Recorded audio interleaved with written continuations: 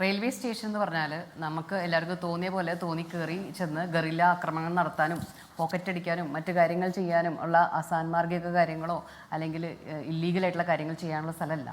Railway station വളരെ തന്ത്രപ്രധാനമായ സ്ഥലമായിട്ട് നമ്മൾ പട്ടികയിൽ പെടുത്തിയിട്ടുള്ള ഒരു സെൻറ്ററാണ്. അവിടേക്ക് അങ്ങനെ അനുവാദമില്ലാതെ കടന്നുകൂടാൻ പാടില്ല. So from there itself criminal trespass സംഭവിച്ചു കഴിഞ്ഞു. പിന്നെ മന്ത്രി യാത്ര ചെയ്യുന്നു, ഓക്കെ, ഒരു മനുഷ്യൻ്റെ യാത്രാ സ്വാതന്ത്ര്യത്തെയാണ് ഇവിടെ ഹനിക്കുന്നത്. തീർച്ചയായും നമുക്ക് എല്ലാവർക്കും പ്രതിഷേധിക്കാനുള്ള അവകാശമുണ്ട്. അതിന് നമുക്ക് ഫേസ്ബുക്ക് തൊട്ട് ഒരുപാട് നല്ല പ്ലാറ്റ്ഫോംസ് ഉണ്ട്. എല്ലാ കാര്യങ്ങളിലും ലോകോത്തര നിലവാരം പുലർത്തുന്ന അല്ലെങ്കിൽ എല്ലാവിധ സ്റ്റാൻഡേർഡ്സും കീപ്പ് ചെയ്യുന്ന അല്ലെങ്കിൽ ഏറ്റവും വലിയ ടെക്നോളജി കൈകാര്യം ചെയ്യുന്ന ഈ ചെറുപ്പക്കാർക്ക് ഇത്തരം കാര്യങ്ങളിൽ ഈ പ്രാകൃത രീതികളൊക്കെ മാറ്റിവെച്ച് ഒളിച്ചിരുന്ന് ആക്രമിക്കുന്ന പരിപാടികളൊക്കെ മാറ്റിവെച്ചിട്ട് അവർക്ക് കൃത്യമായി തന്നെ ജനങ്ങളെല്ലാം വായിക്കുന്ന പോസ്റ്റുകളോ റീലുകളോ അല്ലെങ്കിൽ മറ്റെന്തെങ്കിലും രീതിയിലുള്ള ഡിജിറ്റൽ മാധ്യമ സ്പേസസോ സോഷ്യൽ മീഡിയയോ അല്ലെങ്കിൽ റോട്ടിൽ തന്നെ പോസ്റ്റർ ചെയ്തോ ഒക്കെ ചെയ്യാലോ. ഒരു മനുഷ്യനെ ആക്രമിച്ചുകൊണ്ടാണോ പ്രതിഷേധം ചെയ്യേണ്ടത്? ഒരു വ്യക്തിയുടെ വഴി തടയുക എന്ന് പറയുന്നത് ചെറിയ കാര്യമല്ല. വഴി നടക്കാൻ ഒരുപാട് ആൾക്കാരാണ്. പ്രതിഷേധങ്ങൾ നമ്മൾ സ്വാഭാവികമായും ഒരുപാട് കണ്ടെത്തിയിട്ടുള്ളതാണല്ലേ. കോടതിയല്ല, നോക്കൂ മാഡം, നമ്മൾ കോടതിയിലല്ല ഇരിക്കുന്നത്. ആക്രമണം നടന്നോ ഇല്ലയോ എന്ന് തീരുമാനിക്കേണ്ടത് നമ്മളല്ല. മന്ത്രി പറയുന്നു, ഒരു മനുഷ്യൻ പറയുന്നു, ഒരു സ്ത്രീ പറയുന്നു എൻ്റെ നേരെ ആക്രമണം നടന്നു എന്ന് പറഞ്ഞാൽ FIR ഇടുക, കേസ് രജിസ്റ്റർ ചെയ്യുക.